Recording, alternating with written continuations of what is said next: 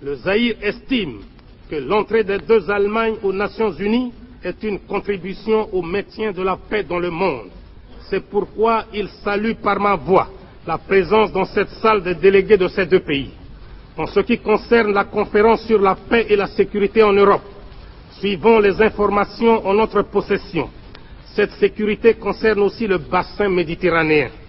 Mais qui dit bassin méditerranéen dit aussi pays riverains, ce qui entraîne fatalement l'association à ces travaux de pays frères d'Afrique, à savoir l'Égypte, la Libye, la Tunisie, l'Algérie et le Maroc. Monsieur le Président, permettez-moi de vous entretenir maintenant des problèmes qui nous tiennent à cœur au sujet des relations économiques internationales entre les pays riches, appelés communément pays développés, et nos pays appelés arbitrairement pays du tiers-monde. Je vous parle ici, bien sûr, en tant que représentant de mon pays, mais aussi en tant que dirigeant africain et ressortissant de ce qu'on appelle le tiers-monde. Au Zaïre, nous contestons cette appellation de tiers-monde qui, pour nous, n'a pas de sens logique.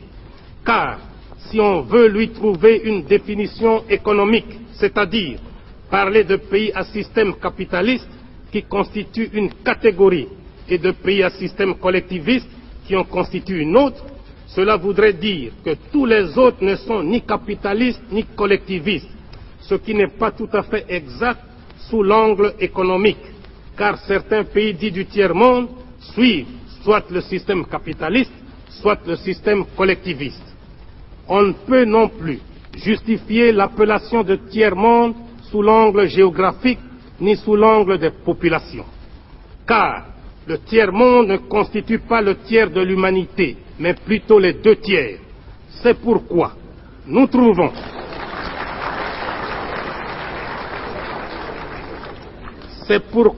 trouvons qu'en fait, le terme de tiers-monde s'accompagne d'une idée de mépris, et par conséquent, cette appellation est surannée.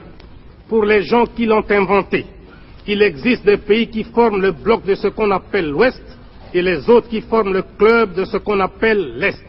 En dehors de cela, on met tous les autres dans le même panier sous le vocable de tiers-monde.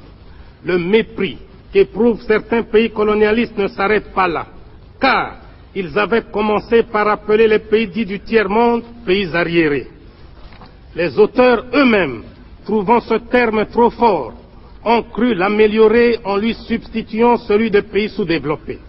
Et maintenant, soi-disant pour éviter des susceptibilités diplomatiques, on nous appelle pays en voie de développement. Au Zaïre, nous nous demandons ce que signifie exactement le développement. Peut-on appeler pays développés des pays qui possèdent un nombre impressionnant de voitures, qui construisent des milliers de kilomètres d'autoroutes, qui polluent les eaux, les mers et l'air? Faut-il appeler pays sous-développés ceux dont les habitants sont pauvres, certes, mais équilibrés, où l'on compte moins de cas de suicide, où il y a moins de meurtres et moins de déséquilibrés et de sadiques?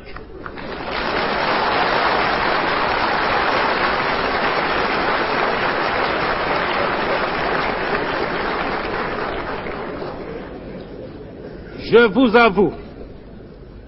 vous avoue que je n'ai jamais considéré le Zaïre, mon pays, comme sous-développé, car mon peuple est discipliné, travailleur, digne et fier, alors que les pays qui se disent développés sont le théâtre de désordres sociaux, de grèves sauvages. C'est pourquoi nous préférons au terme de développement celui d'équipement. Nous reconnaissons volontiers que nous sommes sous-équipés par rapport à d'autres pays. Et c'est d'ailleurs comme cela que les spécialistes de l'économie occidentale l'entendent quand ils veulent bien l'avouer. Les États-Unis d'Amérique se trouvent à la tête du club des 10 pays les plus riches du monde. Ils l'ont prouvé en débarquant les premiers un homme sur la Lune. Mais on ne dit jamais que les 9 autres sont sous-développés par rapport aux États-Unis. On dit tout simplement comme nous qu'ils sont en retard d'équipement par rapport aux USA. Ce qui précède prouve que le concept pays en voie de développement est impropre et un faux prétexte, car chacun de nous a toujours un plus équipé et un moins équipé que lui, et que nous sommes tous en perpétuel développement, c'est-à-dire en fait en voie de développement. D'autre part, ceux qui se disent développés devraient se rendre compte de la prise de conscience par les pays sous-équipés de leurs conditions. En effet, ces derniers ont fini par comprendre que la division du monde n'est pas fonction de l'idéologie ou du degré d'industrialisation des différents pays. Le monde se divise en deux camps, les dominés et les dominateurs, les exploités et les exploiteurs. Les pays pauvres ne le sont pas par incapacité congénitale, ils le sont par suite de l'histoire qui a fait que certains pays ont dominé, exploité et pillé d'autres pour s'enrichir. Et c'est de la logique mathématique. Quand le riche exploite le pauvre, le riche devient de plus en plus riche et le pauvre de plus en plus pauvre. De nos jours, il est de bonne presse de parler de l'assistance des pays riches envers les pays pauvres. Quand un pays riche donne ne fût-ce qu'un kilo de médicaments à un pays pauvre, on mobilise la presse, la radio et la télévision. On échange des discours diplomatiques, les uns pour vanter l'aide, les autres pour remercier. Cette propagande a même suscité chez certains théoriciens des pays riches une opposition à l'assistance aux pays pauvres. Car, disent-ils, ce sont les pauvres des pays riches qui enrichissent les riches des pays pauvres. Il n'y a rien de plus faux. Car, si on examine bien, on constate que paradoxalement, l'assistance profite avant tout aux pays donateurs. En effet, quelles sont les formes d'assistance? On peut en distinguer notamment trois. Les bourses d'études pour les étudiants, l'assistance en personnel, l'assistance financière. Quand on accorde une bourse d'études à un jeune étudiant d'un pays pauvre, cette bourse est dépensée totalement par l'étudiant dans le pays riche. Il arrive même que la bourse ne suffise pas et que le pays pauvre consente à donner un supplément, c'est-à-dire, en fait, un transfert de capitaux du pays pauvre vers le pays riche.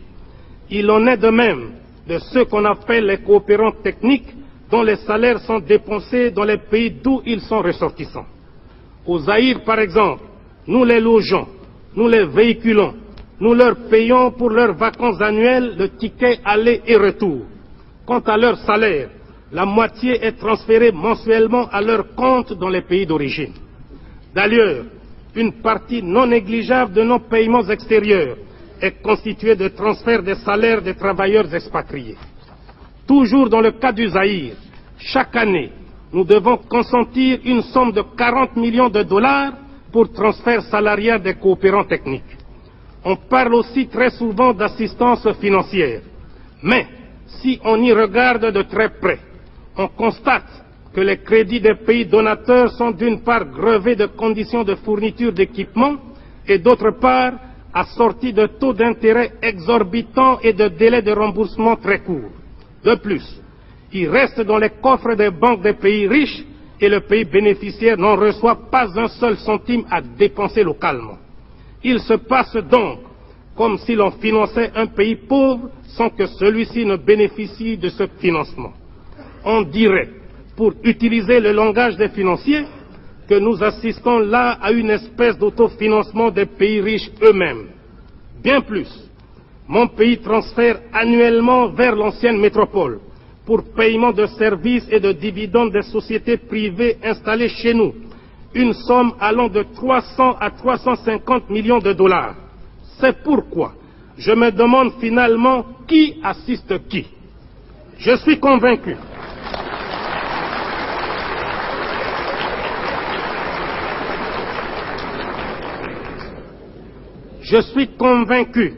que dans ce domaine précis, nous ne parlons pas le même langage. C'est pourquoi, si réellement les pays riches veulent aider les pays pauvres, ils doivent les mettre à l'abri de crédits fournisseurs, de bureaux d'études et d'experts internationaux. Je m'explique. Pour un oui, pour un non, des commerçants sans scrupules de l'Occident nous proposent des crédits fournisseurs tous azimuts. Ils peuvent vous vendre du papier, des cigarettes, de l'eau et même du vent avec soi-disant des facilités de paiement sans tenir compte de l'aggravation de votre endettement extérieur. Les pays riches ne devraient pas seulement se préoccuper d'aider leurs industries à exporter à n'importe quelles conditions, mais ils doivent également tenir compte de la situation financière des pays importateurs. Je vous ai dit tout à l'heure que nous, Zaïrois, nous préférons le terme d'équipement à celui de développement. Il n'y a pas de honte à reconnaître que nous sommes en retard d'équipement par rapport à beaucoup de pays du monde. Cela est dû surtout à un manque de cadre suffisant. Ce déficit en cerveau a créé une catégorie d'individus qu'on appelle les experts. Les 10 experts devraient être appelés pour un travail précis et pour un temps limité, en attendant la formation de leurs homologues. Mais on constate très souvent, hélas, qu'au lieu de se considérer comme des éléments de conjoncture, ils tiennent à s'attacher à leurs fonctions, notamment en travaillant en vase clos, cachant les dossiers pour qu'on ait éternellement besoin d'eux. Quant au bureau d'études, ils sont comme la langue des hommes, la meilleure et la pire des choses. S'il est vrai qu'un bon bureau d'études pour faire une étude utile au pays, il est aussi vrai, hélas, que chaque bureau d'études ne fait pas souvent son travail pour aboutir à une solution, mais pour identifier de multiples problèmes qui suscitent de nouvelles études. Beaucoup de bureaux d'études ne font donc pas leur travail pour solutionner un problème, mais pour se ménager de nouveaux marchés.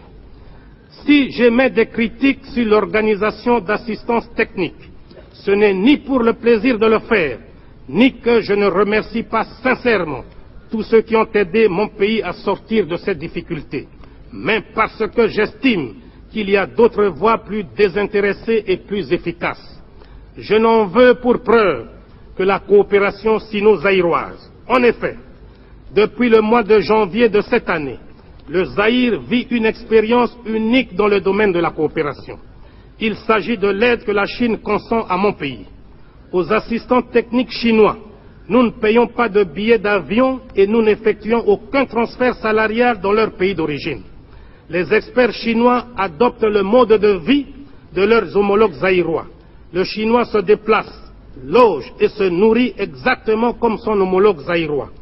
Dans le domaine de l'assistance financière, la Chine nous a accordé un crédit important à très long terme et sans intérêt.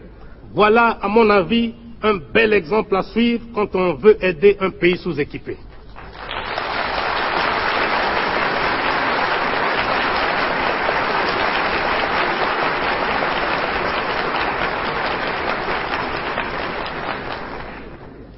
Nous devons avoir toujours présent à l'esprit que le monde se trouve à la croisée des chemins.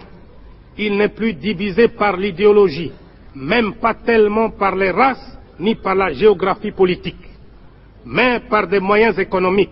Et c'est là que réside aujourd'hui le véritable nœud des relations entre les pays du monde. Plus d'une fois, les pays pauvres ont lancé des cris d'alarme auprès des riches pour comprendre leur situation précaire dans le monde économique d'aujourd'hui. Le dernier sommet des pays non alignés à Alger, dont le compte-rendu sera donné à cette tribune par le président en exercice, Boumedienne d'Algérie, a souligné sans équivoque le danger de laisser persister une telle situation d'une injustice flagrante. Nous avons plus d'une fois dénoncé le scandale de la détérioration des termes de l'échange et certains théoriciens de l'Occident, pour se donner une conscience tranquille, essayent de démontrer que la qualité des produits finis a augmenté, alors que les matières premières étaient restées les mêmes, que donc il est logique que les produits élaborés se vendent beaucoup plus cher que les matières premières. De telles théories dénotent une mauvaise foi manifeste. Prenons un exemple. Dans la constitution d'un repas, on peut avoir de la viande, des légumes, des fruits, du café, du thé. On peut considérer que ces produits n'ont pas beaucoup changé depuis des années. Mais les prix des produits des pays riches, la viande par exemple, galopent dans des proportions inquiétantes, tandis que le café et le thé restent toujours sujets à des fluctuations permanentes. Le caoutchouc que nous produisons est moins cher que ce qu'il coûtait il y a 20 ans, tandis que les pneus que nous achetons n'ont jamais cessé d'augmenter de prix. Le pétrole produit par les pays sous-équipés se vend moins cher que l'eau minérale produite par les pays équipés. Tout cela Tout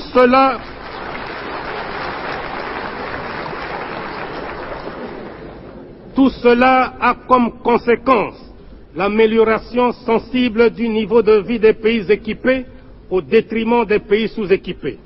C'est ainsi qu'à titre d'exemple, les paysans des montagnes du Kivu qui cultivent le thé sont toujours pieds nus, alors que les responsables de Lipton qui commercialisent le thé zaïrois se prélassent dans les meilleurs palaces du monde.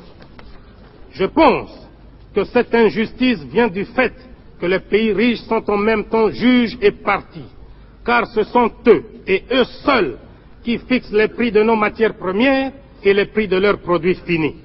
Cette situation est souvent aggravée par la politique des grandes sociétés multinationales qui, quand elles investissent dans un pays donné, elles ne s'intéressent pas à celui-ci, mais uniquement à leur profit. Et quand ces sociétés s'installent chez nous, elles ne créent pas une nouvelle société, mais une dixième, une centième, si pas une millième de leurs filiales. Et le pays hôte devient ainsi un simple pion à la merci de la force et de la puissance de la société multinationale en question. Le problème des pays pauvres est une simple transposition à l'échelle mondiale des problèmes qui se posent à l'échelle nationale. C'est ainsi que les travailleurs et les paysans se révoltent souvent dans les pays riches, et les responsables de ces pays le trouvent normal, tandis que notre révolte, tout aussi légitime, est qualifiée d'inconscience, de démagogie et d'instabilité politique. Il est donc tout à fait erroné de croire que l'aide des pays riches consiste en ce que les pauvres des pays riches enrichissent les riches des pays pauvres. Je crois que vous concluez avec moi, d'après ce que je viens de démontrer, que ce sont les pauvres des pays pauvres qui enrichissent les riches des pays riches. Il est temps, à mon humble avis,